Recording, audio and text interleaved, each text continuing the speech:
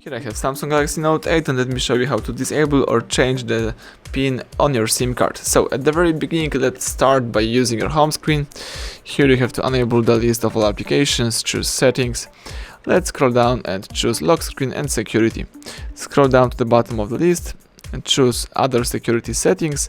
Choose setup SIM card locked. As you can see here, you can change SIM card PIN.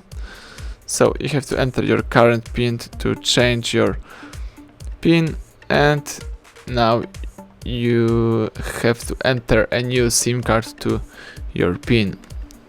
You have to enter new PIN to your SIM card, of course. So let me do it.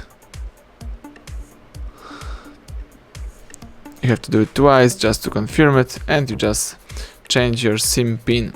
But you can also disable the lock SIM protection just by using the switcher, and of course you also have to enter the PIN to confirm it, and right now your SIM doesn't have the PIN protection. So that's it. Thank you for watching. Please subscribe our channel and leave thumbs up under the video.